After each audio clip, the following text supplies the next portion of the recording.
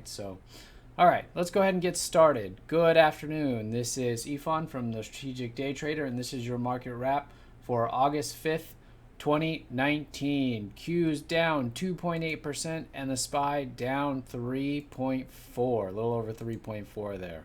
Okay, was down more. Market's starting to recover up a little bit.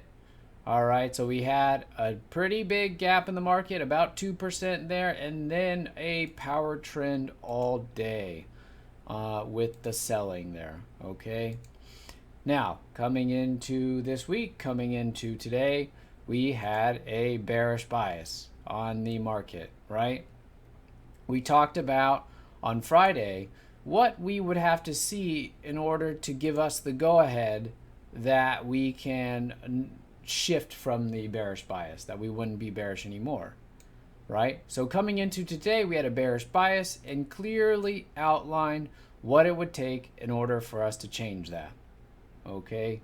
So that's why it's important that we have a plan. Doesn't mean that the plan always has to be right, but you at least have some expectation and know when that expectation will change, all right? And we did the same thing today with the intraday, which is the nice thing about technical analysis, applies to all time frames, right? That as long as we maintain this downtrend, right, we don't need to be guessing, is this the bottom, is this the bottom, is this the bottom? We will let it prove to us that the downtrend wants to end, okay? And so that kept us bearish all day. So we came into today with a bearish bias. We didn't have any reason to shift from that the whole day, okay? So now looking at what we have here, okay, if we get another gap down in the market, okay, we're looking for this 176 area as support and expecting a bounce, okay? So for right now, going into tomorrow, we are still gonna be bearish, okay? We'll see if we get some kind of gap up in the market or a rest. That has been something that I have been kind of looking for here. I guess Friday was the closest thing to a narrow bar that we've gotten. And really, this drop has just continued. We had the retracement and then the hard reversal there.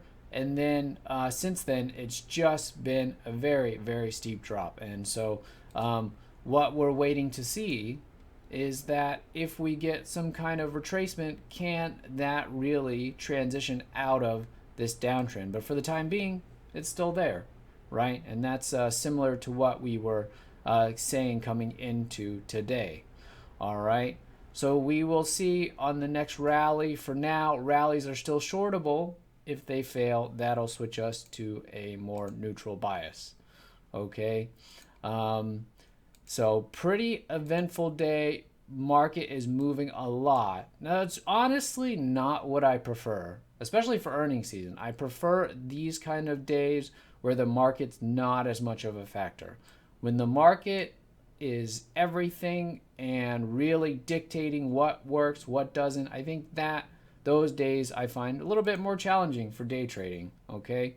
It doesn't mean that there weren't good plays, though.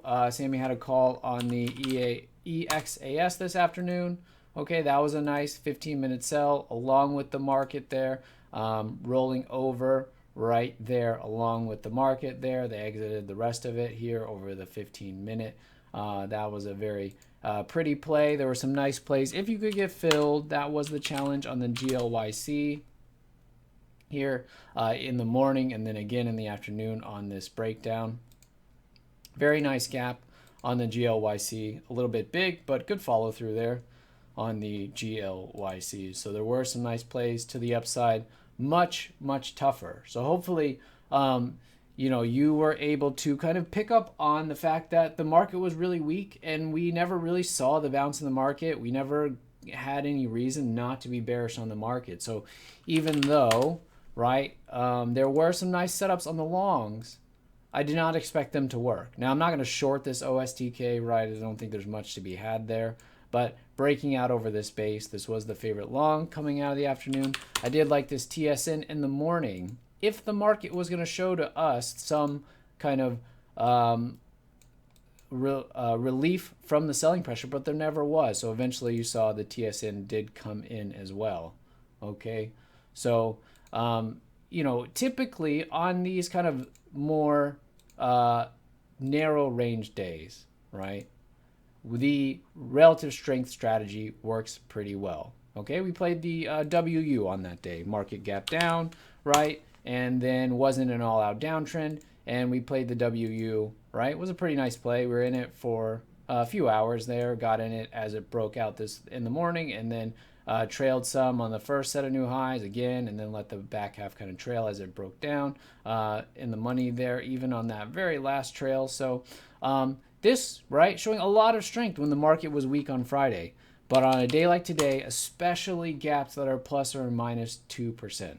That was something that I reiterated to the room. Like, this gap's a lot smaller. You can see the selling stopped in the morning and then just went out sideways. Today, different story, right? And we had no reason not to remain bearish throughout the whole day, okay? But in all honesty, these are not the days that I like. There were no official calls from me. And mostly for me, it was just kind of watching and waiting, okay? It's only Monday. We have plenty of trading left this week, okay? And I think it's not easy sometimes to admit that maybe this isn't your environment, or, and sticking to the plan. And the plan for me on a day when the market's gapping plus or minus 2%, right, is to let the first setups go, not to go after relative strength if we get a power trend, right, and not to run myself into trouble, because I do find that these days can be very tricky. I know it seems a little bit counterintuitive, because you look at this and you say, well, you just short something and then everything works, right? And I think, in practice, if you've tried that, that that's not necessarily the case, or at least maybe it doesn't go enough to give you a nice target, or even the market moves even more, right? So these are very challenging, tricky days, in my opinion. And so it was important not only to have a plan, to know what to look for, but quickly identify that this is the kind of day that a lot of the longs, no matter how good the setup, no matter how good the gap, are going to be affected by the market, right? This is a really nice gap on the TSN, clearing resistance. So it did have definitely some buying strength at the open, but was not able to sustain it, okay? So that's something that I've learned, and I think just stress to the room too that these days can be tough. Relative strength often does not follow through, and the goal then is to pick on the shorts that have something unique about them, that are different than the market, because as soon as the market gives a bounce, they will probably bounce before you can get out a nice target, right? So going into tomorrow, okay, we're going to remain bearish. We are down a lot, so preferably on a rally, okay, on a sell setup, okay, to initiate shorts, all right? And then just keeping in mind here where the support is. We're not quite there yet. On the SPY, we're looking for somewhere around 280, and then on the Qs, I think 176, all right? So we do have a weekly that is starting to crack a little bit, but the uptrend is still there, and the monthly is still intact as well, okay? It's just the daily that's gotten going first, and that's what you might expect. In a trend change, right, the smaller time frames are going to get going. That's why we had a bias on the hourly here, even going into Friday, that once we kind of took out the support there, that we were bearish, right? We never had any change of the bias there, and so then we continued into today, okay? So the plan is remain bearish, okay? Rallies are shortable until we get a sell setup failure or we get to support, okay? Those are going to be the instances where we start to look for a significant rally and change from our bearish bias, okay? All right, pretty eventful last few days, right, in the market. So Preferably, we start to kind of quiet down here, slow down a little bit, and then we can really start to go after the fast-moving things that are reporting earnings, individual names, okay? But on days like today, it's very important to identify very quickly that the market is the king on this day. The market is dictating what will work, what doesn't, okay? So hopefully you had a nice day. If not, at least stayed out of trouble, okay? So we have plenty of trading left in the week. We'll see what the market brings us. All right. So that's going to do it for today's market wrap. All right. And I will talk to you tomorrow. Have a good evening, everyone.